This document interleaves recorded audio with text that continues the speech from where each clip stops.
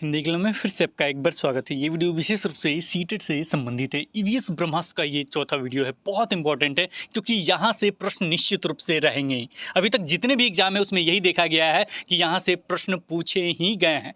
वो मामला हो दिसंबर 2021 का या जनवरी 2022 का, निश्चित रूप से यहाँ से प्रश्न रहे हैं। तो बहुत इंपॉर्टेंट आज हम चर्चा करने वाले हैं। वो चर्चा किसके विषय में है? तो वो चर्चा है मकान यानी घर के विषय में। थोड़ा सा समय दीजिए, पूरा वीडियो देख के जाइए बिना स्किप किए हुए, क्योंकि इस वीडियो को देखने के बाद आपको याद करने की ज़रूरत नहीं पड़ेगी, सारा लाइन बाय लाइन आपको याद होगा। इसके साथ ही एक और चीज़ फिर से हम आपको बता दें कि अगर आप ब्रह्मास्त्र सीरीज के सारे वीडियो देख लेते हैं तो इससे बाहर प्रश्न नहीं जाएगा, निश्चित रूप से नहीं जाएगा। ये चौथा वीडियो है। 3 वीडियो के लिंक डिस्क्रिप्शन बॉक्स में आपको मिल जाएंगे, क्लिक करके ज़रूर दे दीजिएगा। इसके साथ ही एक टेस्ट सीरीज़ हम लोग फ्री में प्रोवाइड कराते हैं। वो टेस्ट सीरीज़ दिसंबर 2021 और जनवरी 2022 में जो भी प्रश्न पूछे गए हैं वो सारे प्रश्न टेस्ट सीरीज़ के रूप में हमने फ्री ऑफ कॉस्ट आपको प्रोवाइड किया है। उसके भी लिंक आपको डिस्क्रिप्शन बॉक्स में मिल जाएंगे। अगर अच्छा मार्क्स पाना चाहते हैं पेपर 1 में, ज़रूर सारे टेस्ट सीरीज़ अपनाइएगा, सारे टेस्ट सीरीज़ ज़रूर दीजिएगा, क्योंकि वो सारे आंसर ऑफिशियल है। तो चलिए बिना देरी के स्टार्ट करते हैं इस वीडियो को। इसमें अगर देखा जाए तो हमने पिछले वीडियोज़ में जो पढ़ाया था संचार के अन्य माध्यम के बारे में पढ़ाया था, जो आप जानते होंगे। अब हम जो स्टार्ट करने वाले हैं मकानों की विविधता के बारे में।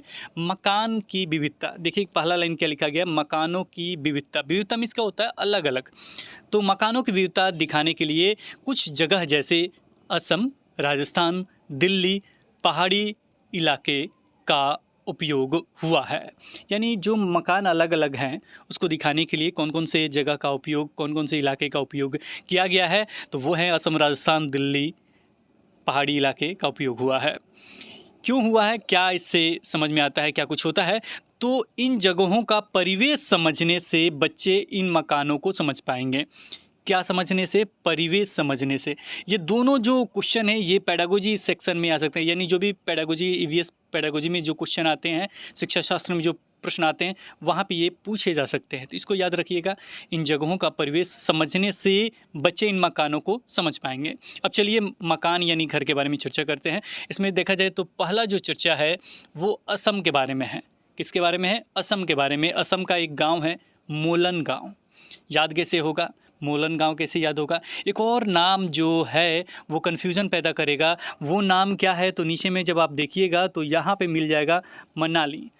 मोनल जो आपने ऊपर देखा कहाँ है, मनाली कहाँ है, कैसे याद होगा? दोनों में डिफरेंस क्या है? इसीलिए हमने एक ही जगह सारे को एक जगह कर दिया ताकि कोई भी दिक्कत आपको नहीं हो। तो देखिए मनाली में ली आया है। क्या शब्द लास्ट में आया? ली। ली मतलब क्या होता है? ही। ये इधर वाला इधर चला गया तो समझ जाइएगा ली है, यानी ये हो गया ही मतलब हिमाचल प्रदेश। याद हो गया? कभी जीवन में नहीं भूलिएगा, ये मेरा वादा है। हिंदी क्लब के वीडियो देखिए, निश्चित रूप से आप अच्छा करेंगे, कुछ भी याद करने की ज़रूरत नहीं पड़ेगी। क्लियर हो गया? बस उतना ही काफ़ी था। अब मोलन गांव कैसे याद करेंगे? तो इसका नाम कितना खूबसूरत सा है, असम। म आया लास्ट में, ये हो गया मोलन। म आया लास्ट में, असम, म आया यहाँ पे, तो इससे एक शब्द बन गया मोलन। असम में कौन सा गांव हो सकता है? म लास्ट में, इसलिए मोलन गांव हो सकता है। मोलन गांव है और वहाँ पे क्या होती है? तो बहुत बारिश होती है। वहाँ पे क्या होती है? बहुत बारिश होती है। आप कहिएगा कि सर बारिश वाला शब्द कैसे याद करें कि मोलन जो है या जो आपका असम है वहाँ पे बहुत बारिश होती है, कैसे याद करें? तो मैं आपको बता दूँ कि ये प फ ब ब का है। प फ ब भ म, ये तो आता होगा आपको, प फ ब म आता होगा। तो यहाँ से देखिए ये प फ ब के रेंज में ही है। क्या कैसे रेंज में है? तो देखिए ब से क्या हो गया? बारिश, म से हो गया मोलन और म से ही समझ जाइए असम। लास्ट में म है तो असम, मोलन और बारिश। याद हो गया? असम, मोलन और बारिश प फ ब के रेंज में है। निश्चित रूप से आपको याद हो गया होगा कि जो असम है उसमें क्या है? एक गाँव है जिसका नाम मोलन है। वहाँ क्या होती है? बहुत बारिश होती है। बारिश कैसे याद किया? कि पफवा में है इसीलिए वहाँ बारिश होती है। इसलिए यहाँ घर ज़मीन से लगभग 10 से 12 फुट यानी 3 से 3.5 मीटर ऊंचे बने होते हैं। अब यहाँ पे एक चीज़ कॉमन समझिएगा, अगर बारिश होगा तो जाहिर सी बात है घर जो होगा पानी में तो बनेगा नहीं, दिक्कत होगा। जाहिर सी बात है आप और हम नहीं बना सकते हैं, सरकार तो कुछ भी कर सकता है, लेकिन आप और हम तो पानी के अंदर मतलब पानी के अंदर घर नहीं बना सकते। इसलिए उन्होंने क्या सोचा कि ऊंचा बनाएंगे। ऊंचा बनाने के लिए किसका इस्तेमाल किया उन्होंने, ये तो आगे बताएंगे, लेकिन कितना ऊंचा होना चाहिए ये पूछा जा सकता है। कितना ऊंचा होना चाहिए, अगर ये गलत हो जाएगा तो फिर दिक्कत हो जाएगा। तो यहाँ पे 2 सेक्शन में आपको हमने दे दिया, एक फुट, दूसरा मीटर। मीटर तो बुक में नहीं है, लेकिन ये पूछा गया इसलिए हमने मीटर में भी डाल दिया। एक एक चीज़ हमने डाला है। देखिए कितना बेहतरीन तरीके से इसे बनाया गया। एक एक लाइन नहीं छोड़ना है, वीडियो स्किप नहीं करना है, पूरा देखना है, नहीं तो बाद में आप हमसे ये मत कहिएगा कि सर इसमें मेरे कम मार्क्स आ गए, क्योंकि बहुत मेहनत से PDF भी बनता है, बहुत मेहनत से वीडियो भी बनता है। अब इसे कैसे याद करेंगे, 10 से 12 फुट कैसे याद करेंगे। बाबू यहाँ बारिश है ना, बारिश बन गया 12, बारिश बन गया 12 और 10 में तालाबे 100 यहाँ है, इधर भी 100 है, तो ये 10 बारिश, 10 बारिश और क्या हो गया 12 बारिश, 10 12 याद हो गया। 10 12 बारिश से संबंधित है। तो आपने सीखा अभी तक असम में एक गांव है जहां बहुत बारिश होती है, और यहाँ का जो घर बनता है ज़मीन से, यहाँ का जो घर बनता है ज़मीन से ऊंचा बनता है। कितना ऊंचा, तो 10 से बारिश, ये बारिश से संबंधित है कि 10 से 12 होता है। 12 कहिए या बारिश कहिए, याद हो गया 12 बारिश। चलिए याद हो गया, बहुत अच्छी बात है। अब यहाँ से मीटर में कोई या तो चेंज कर लीजिएगा, ये फुट में है, ये किस में है, फुट में, किस में है, ये फुट में है, याद रखिएगा। प फ व हमने बताया था, प फ ब भ म, इसी में आएगा फुट, इसी में क्या आ गया फुट। अब इसको मीटर में भी पूछा जा सकता है, म वाला यानी लास्ट वाला। तो ये क्लास 3 का है, वो क्लास 3 से 3.5 मीटर, 4 तक नहीं जाएंगे, 3.5 मीटर तक जाएंगे। तो मीटर में चेंज करना होगा तो क्या हो जाएगा, 3 से 3.5 मीटर ऊंचे बने होते हैं। इन्हें मजबूत बांस के खंभों पर बनाते हैं। अब किसके खंभों पे बनाएंगे, बांस के खंभों पे। बांस सर कैसे याद करें, ब से बारिश, ब से 12, ब से बांस, ब से बारिश, ब से 12, ब से बांस। कुछ भी याद नहीं करने की जरूरत है, एक लाइन में याद हो जाएगा। केवल सुनते रहिए, देखिए काम करते रहिए। अब अगर घर की महिला है, घरेलू महिला है, तो केवल सुनते रहिए, सारा याद करवा दूंगा मैं, कुछ नहीं करना है। अब रोटी बनाते रहिए, मैं याद करवा दूंगा। अगर जॉब करते हैं तो कान में लगा लीजिए और काम करते रहिए, खटपट खटपट लैपटॉप पे करते रहिए, याद करवा दूंगा मैं। अब देखिए यहाँ कैसे याद हुआ। असम में मोलन गाँव है, यहाँ बहुत बारिश होती है। बारिश होती है तो जाहिर सी बात है पानी नीचे लग जाता होगा, इसलिए घर कैसे बनेगा, तो ज़मीन से ऊपर बनेगा। कितना ऊपर जाया जाए, तो आप कहिएगा कितना ऊपर जाया जाएगा। बारिश है तो जाहिर सी बात है 12 का जिक्र होगा, लास्ट में 100 है, इसलिए 10 से 12 हमने कहा। 10 से 12 फुट होगा, क्योंकि पफा ब का झमेला है तो ये फुट हो गया। और क्लास 3 का है तो मीटर में चेंज करेंगे तो 3 से 3.5 मीटर ऊँचे बने होते हैं। और बारिश है तो जाहिर सी बात है किसका इस्तेमाल होगा, बम्बू का इस्तेमाल होगा। कौन सा बम्बू का, बाँस, वही बम्बू यानी बाँस, बाँस के खंभों पर बनाते हैं। किस पे बनाते हैं, इन्हें मजबूत रहेगा तभी तो बनेगा घर, तो मजबूत बांस के खंभों पर बनाते हैं। ये घर अंदर से भी लकड़ी के बने होते हैं। किसके बने होते हैं, लकड़ी के अंदर से। अब जाहिर सी बात है बांस एक तरह का समझ जाइए लकड़ी है, मतलब वो तो है कोई और पौधा, लेकिन लकड़ी ही समझ जाइए। तो अंदर के घर जो होते हैं लकड़ी के बने होते हैं, ये याद रखिएगा, किसके बने होते हैं, लकड़ी के बने होते हैं। भारी वर्षा वाले क्षेत्रों जैसे असम में रहने वाले ग्रामीण। अब दूसरा यहाँ से यहाँ तक खत्म हो गया, दूसरा जो क्वेश्चन पूछा गया उसको हमने डाल दिया यहाँ पे। भारी वर्षा वाले क्षेत्रों जैसे असम में रहने वाले ग्रामीणों या लोगों को अपने घर बांस के खंभों पर ढालू छत वाले घर बनाने चाहिए। छत कैसा होना चाहिए, तो ढालू छत वाले होना चाहिए। एक चीज़ और क्लियर कर दे, जब भी बारिश वगैरह का मामला होगा ध्यान रखिएगा, बहुत इंपॉर्टेंट लाइन बोलने जा रहे हैं, समझ लीजिए। अगर जहाँ भी बारिश का मामला होगा तो वो घर जो बनेंगे ना वो ढालू छत वाले बनेंगे, ऐसे करके।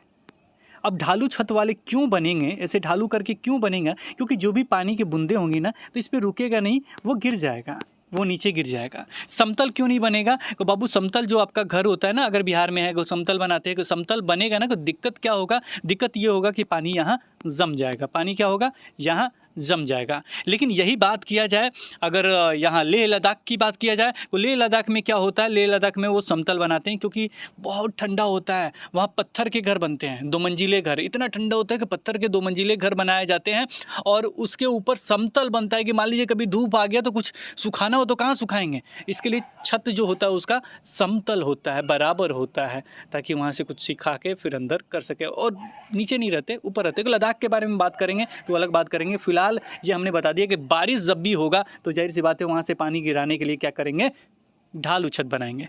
क्लियर? कोई कन्फ्यूजन? No confusion.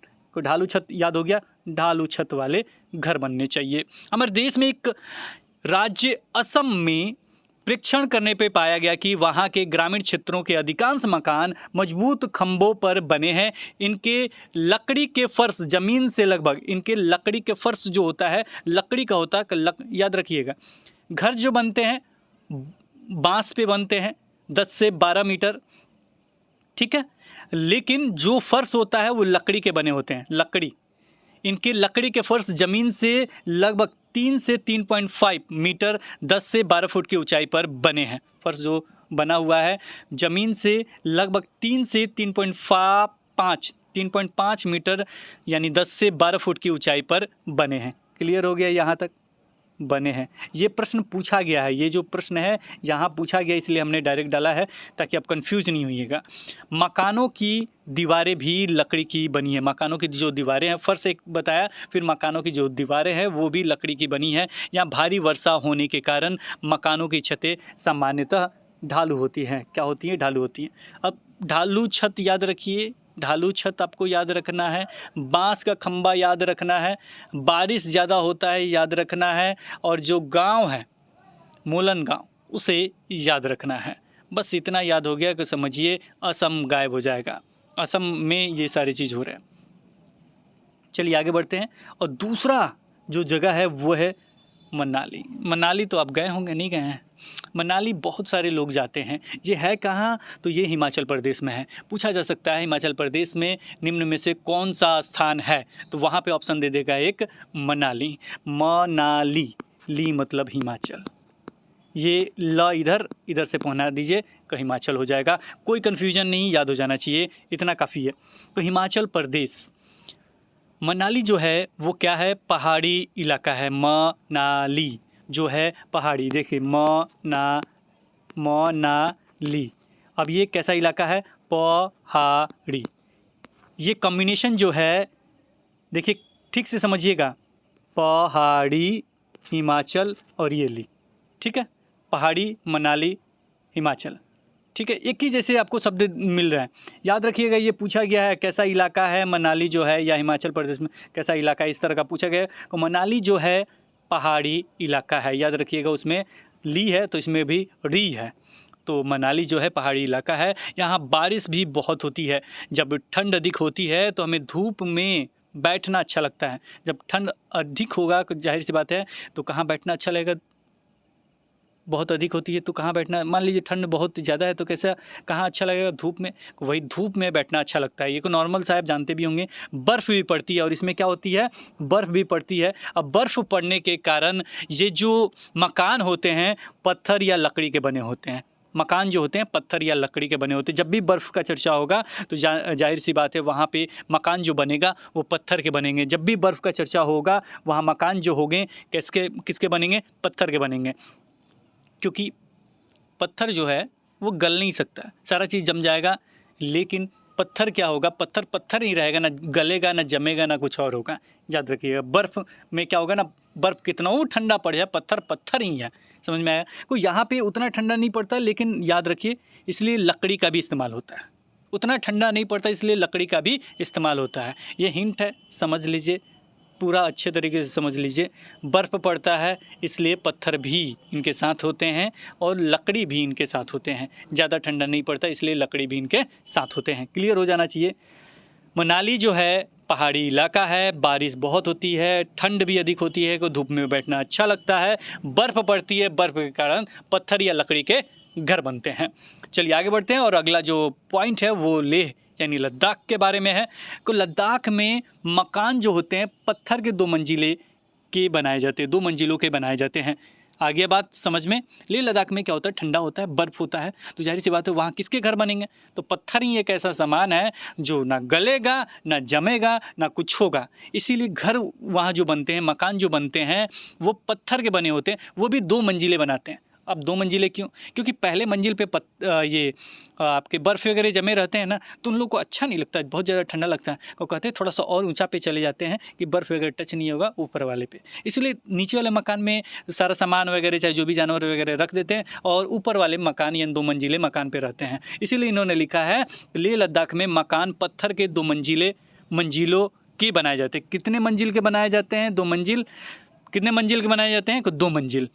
कहाँ बनाए जाते हैं? लेह लद्दाख में। किसके बनाए जाते हैं? पत्थर के बनाए जाते हैं। 3-4 क्वेश्चन बन रहे हैं। लेह लद्दाख में मकान जो बनाए जाते हैं वो पत्थर के बनाए जाते हैं। कितने मंजिल बनाए जाते हैं? 2 मंजिल। अब देखिए इसमें 2 मंजिल है, तो जाहिर सी बात है एक मंजिल में वो लोग रहेंगे, 2 मंजिल बनाएगा, जाहिर सी बात है ऊपर वाले में रहेंगे। तो नीचे वाले में क्या होगा? नीचे की मंजिल पर आवश्यकता का सामान जानवरों को रखा जाता है। ये चीज़ हमने पहले भी बताया, आवश्यकता का सामान रखा जाता है और जानवरों को रखा जाता है। फर्श लकड़ी के, छत सपाट होती है। हमने इससे पहले जब हम असम पढ़ा रहे थे तो वहाँ पे भी हमने बताया था कि जो लेह लद्दाख में होता है वहाँ पे जो फर्श बनाया जाता है लकड़ी का को सब जगह इस्तेमाल हो रहा है फर्श, लेकिन वहाँ पे जो छत बनाया जाता है वो सपाट होता है।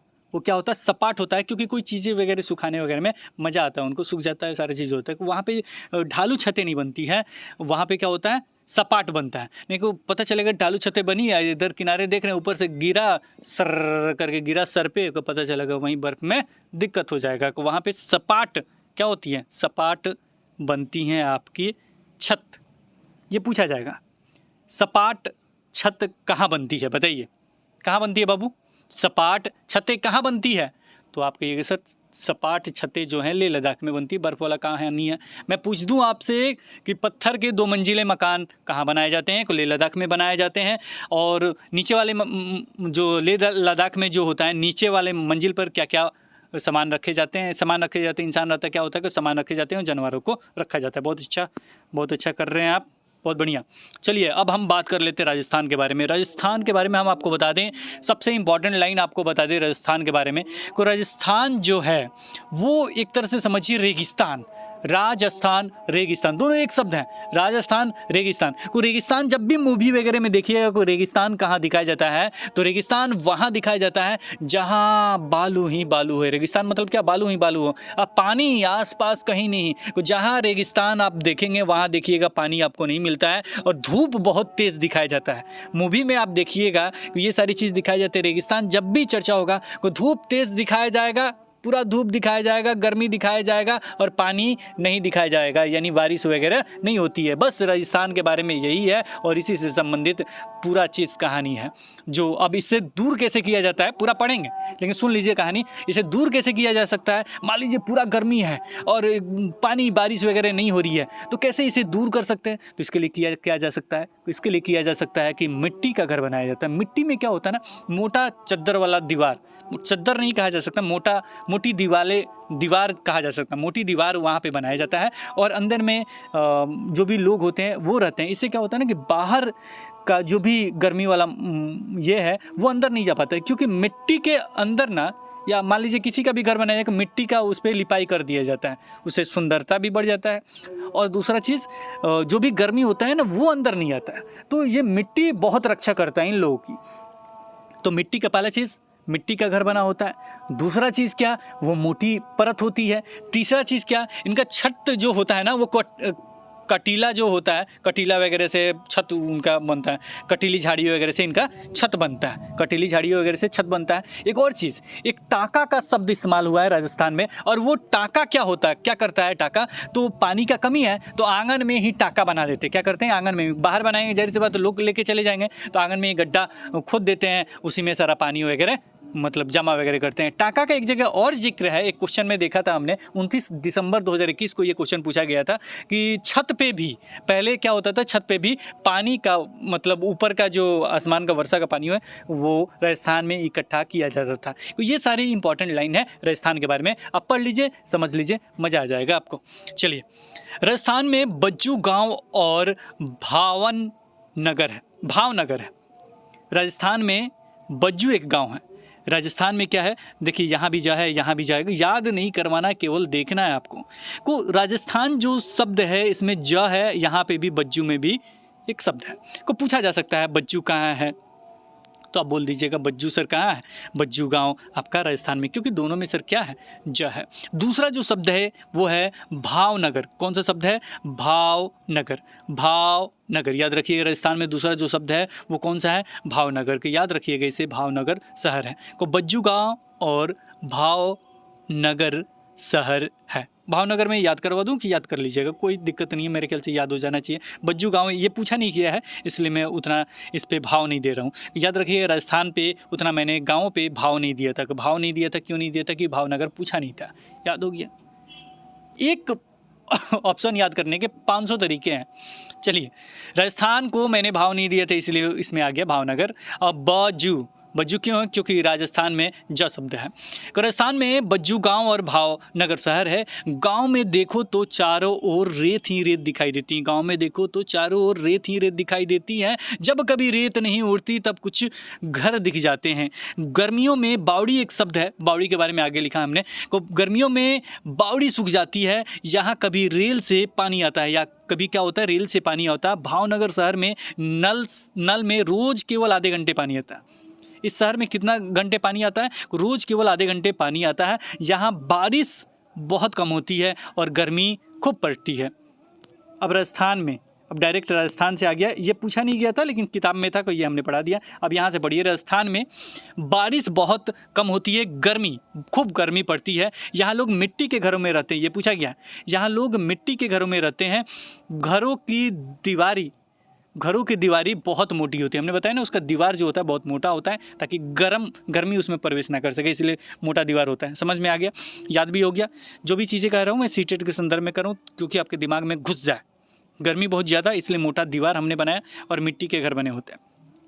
को घरों की दीवारें बहुत मोटी होती हैं। इन दीवारों को किससे, मिट्टी से लीप पोत कर, हमने बताया कि उसको लीप पोत कर सुंदर बनाया जाता है मिट्टी से। और मिट्टी क्या करता है ना, गर्मी से राहत पहुंचाता है, इसीलिए उसको लीपा जाता है। तो मिट्टी से लीप पोत कर सुंदर बनाया जाता है। छतें जो होती हैं, छत जो होता है कटीली झाड़ियों की बनी होती है। किसकी बनी होती है, कटीली झाड़ियों की बनी होती है। किसकी बनी होती है बाबू, कटीली झाड़ियों की बनी होती है, कटीली झाड़ियों। यहाँ लोग आंगन में गड्ढा, यहाँ लोग जो होते हैं आंगन में गड्ढा बनाकर उसे पक्का करके टाका बनाते हैं। आंगन में, कहाँ पे, आंगन में गड्ढा बना देते हैं, उसे पक्का करके टाका बनाते हैं। क्या बनाते हैं, टाका। देख लीजिए ठीक से शब्द, टाका बनाते हैं। टाके को ढक्कन से बंद रखते हैं। अब टाके को ढक्कन से क्यों बंद रखेंगे, जाहिर सी बात है कि जो भी पानी रहेगा सुरक्षित रहेगा, कुछ अंदर ना पड़ जाए, इसीलिए आंगन में। एक तो चीज़ इसमें कंफर्म रही है, आंगन में गड्ढा बनाते हैं। आंगन में क्यों गड्ढा बनाते हैं ये भी हमने याद करवा दिया, क्योंकि दूसरे पानी नहीं लेके जाएंगे, बाहर बनाए तो लेके चले जाएंगे। अब पानी को ऐसे ही नहीं मिलता है, इसलिए क्या करते हैं कि आंगन में ही खोद के गड्ढा बना देते हैं। उसे पाका कर टाका बनाते हैं। टाके को ढक्कन से बंद रखते हैं। इसमें वर्षा के जल को संरक्षित करते हैं। वर्षा के जल को क्या करते हैं, संरक्षित करते हैं। इसका पानी साफ करके पीने के काम में ले जाता है। ये पानी पीने के काम में भी आता है, साफ करके। अब देखिए, ये भी क्वेश्चन पूछा गया है। मैं राजस्थान क्षेत्र से आया हूँ, यहाँ बारिश बहुत कम होती है, गर्मी बहुत पड़ती है, हमारे घर मिट्टी के बने होते हैं, घरों की दीवारें बहुत मोटी होती है और इन्हें मिट्टी से ही लीप पोत कर सुंदर बनाए जाते हैं। घरों की छतें कटीली झाड़ियों की बनाई जाती है। ये था ब्लैंक, राजस्थान केवल भरना था। मैं किस क्षेत्र से आया हूँ ऐसे करके पूछा था, बाकी सब वही है। ऊपर हमने पढ़ा है वही चीज़ पूछा गया है। कोई कन्फ्यूजन, नो कन्फ्यूजन होना चाहिए। एक और प्रश्न पूछा गया था 29 तारीख को, इसे याद कर लीजिए, और ये बुक में नहीं था लेकिन याद कर लीजिए। छत पर वर्षा के, छत पे, आंगन वाला को हमने याद करवा दिया, लेकिन ये और था, छत पर वर्षा के जल का संरक्षण करके, छत पर वर्षा के जल का संरक्षण करके भौमजल को पुनः आवेशित किया जाता था। इस पारंपरिक विधि का उपयोग किस राज्य में किया गया था, राजस्थान राज्य में किया गया था। किस राज्य में किया गया था, राजस्थान राज्य में किया गया था। तो वर्षा का जल जो है छत की जब चर्चा हो जाए, छत पे वर्षा का जल संरक्षण, भौमजल को पुनः आवेशित किया जाता था। इस पारंपरिक विधि का उपयोग किस राज्य में हुआ था, राजस्थान राज्य में। चलिए आगे बढ़ते हैं और टाका के बारे में दोबारा पढ़ लेते हैं। टाका के बारे में हमने पहले भी बताया, फिर से पढ़ लेते हैं।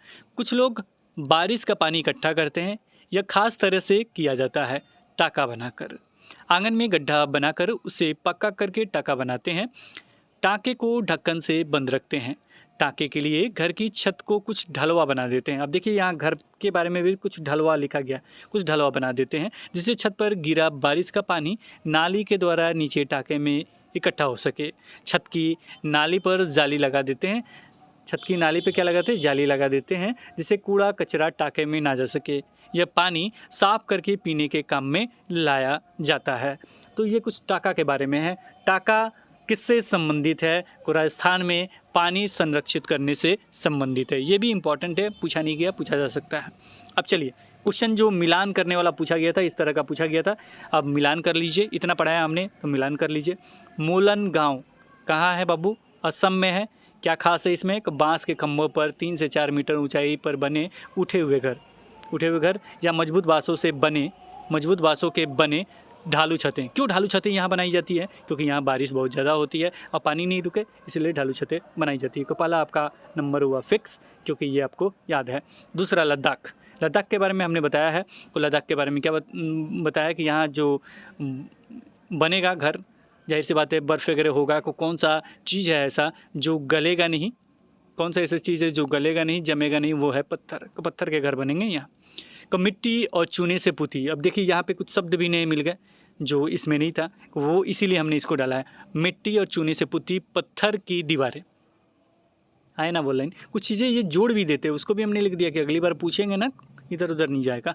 तो मिट्टी और चूने से पुती पत्थर की दीवारें, लकड़ी के बने फर्श, इन्होंने डाला भी लकड़ी के बने फर्श, और लकड़ी की समतल छतें।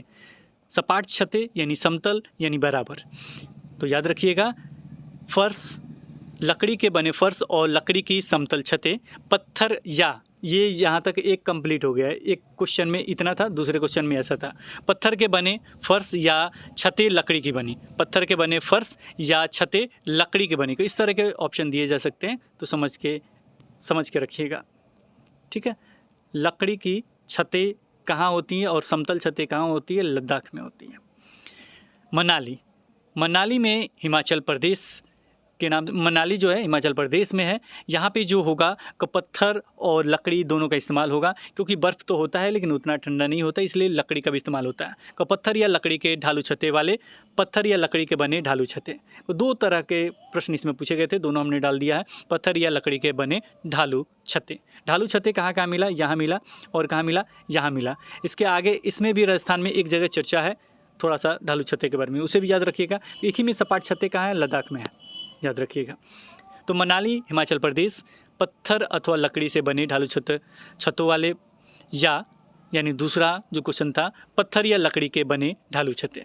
चलिए सबसे लास्ट में राजस्थान। अब मिट्टी का इस्तेमाल कहाँ हुआ? बहुत गर्मी जहाँ पड़ती थी वहाँ, क्योंकि मिट्टी क्या करता है? गर्मी से रक्षा करता है। तो मिट्टी वाला काम कहाँ हुआ था? राजस्थान में हुआ था, क्योंकि वहाँ बालू ही बालू दिख रहे थे। तो राजस्थान मिट्टी की मोटी जिनकी छतें दीवारें कटीली झाड़ियों की हैं। छतें दीवारें किसकी है? कटीली झाड़ियों की। ये मतलब ऐसे ही इन्होंने लिखा था, लेकिन छतें जो है कटीली झाड़ियों की है। मिट्टी के घर हैं, कटीली झाड़ियों की बने छतें हैं, इसे याद रखिए। मिट्टी के बने घर हैं और कटीली झाड़ियों की बने छतें हैं। मोटी जिनकी छतें दीवारें, मोटी जिनकी छतें दीवारें, ये लिखे हैं। इसके आगे इन्होंने लिखा है कटीली झाड़ियों की हैं।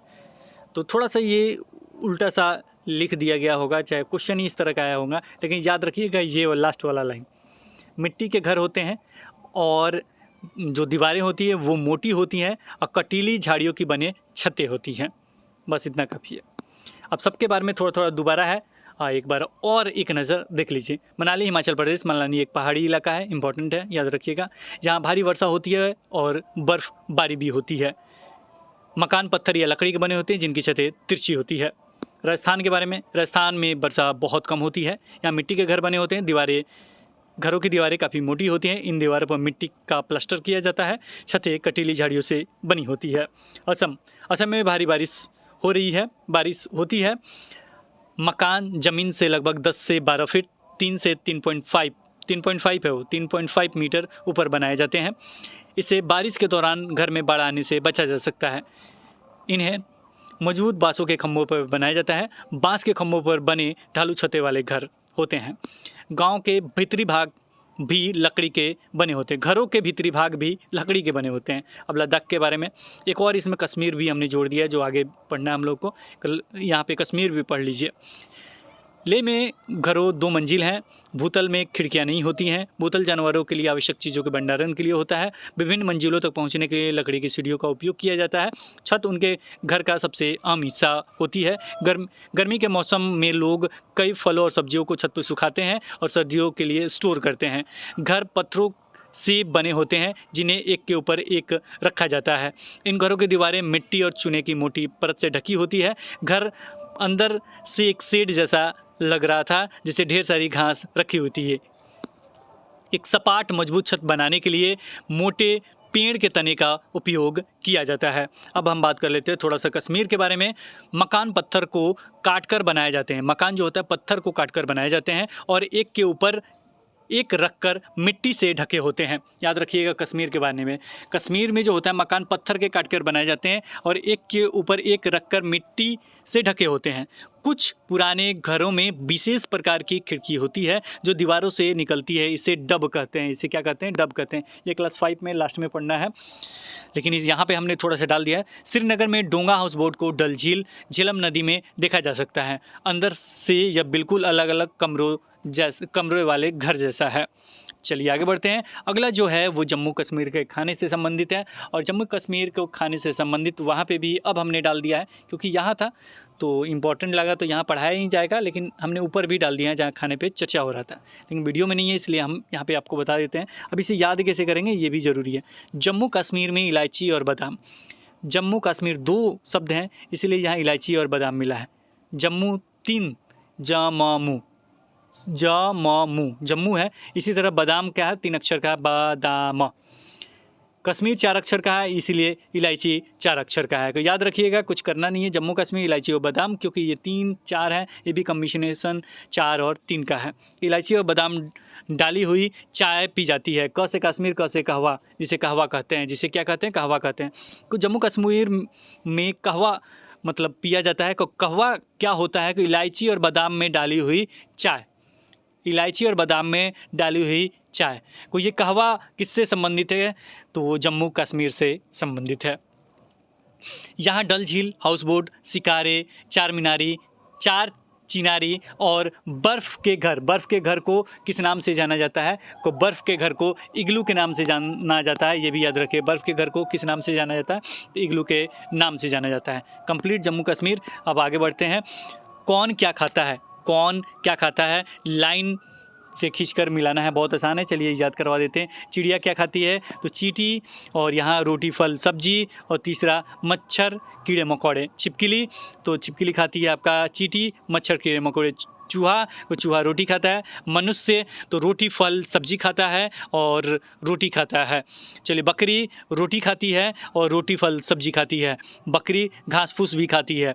अब मच्छर कीड़े मकोड़े का नहीं दिया है, चींटी का भी नहीं दिया है, सांप का दिया गया है, कुछ छिपकली और चूहा खाता है। क्लियर हो गया? ये तो आप जानते ही होंगे, इसलिए हम याद नहीं करवा रहे हैं। चलिए आगे बढ़ते हैं।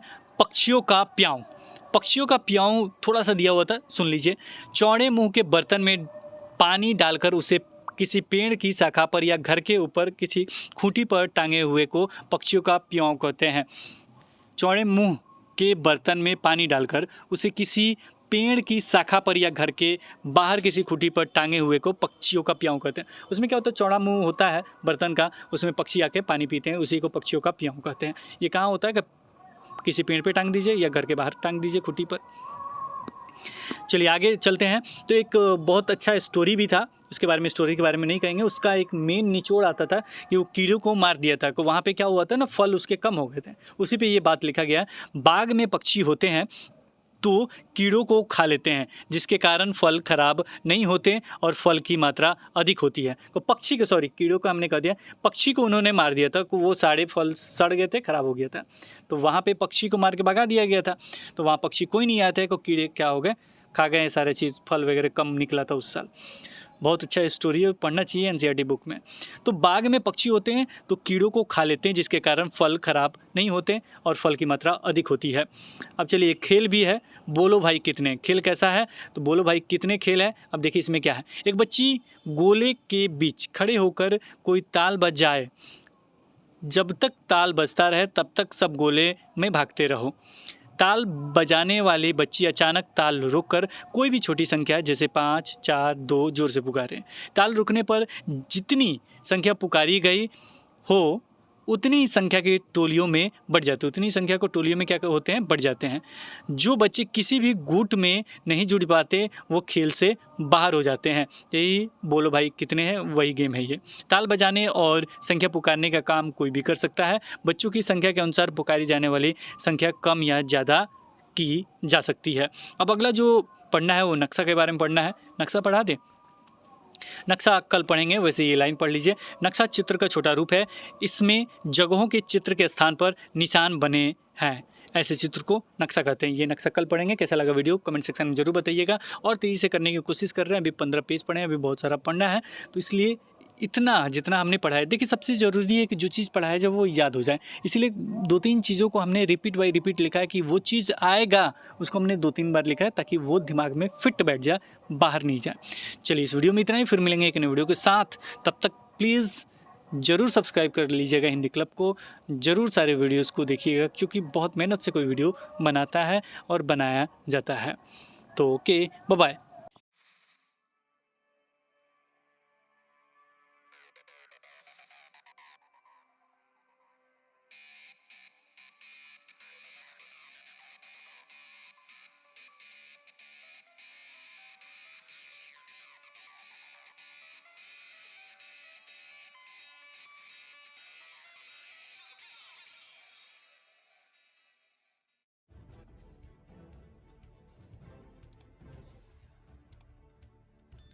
सब्सक्राइब कीजिए हिंदी क्लब को, दबाइए इस बेल आइकॉन को ताकि हमारा वीडियो आपको मिले सबसे पहले।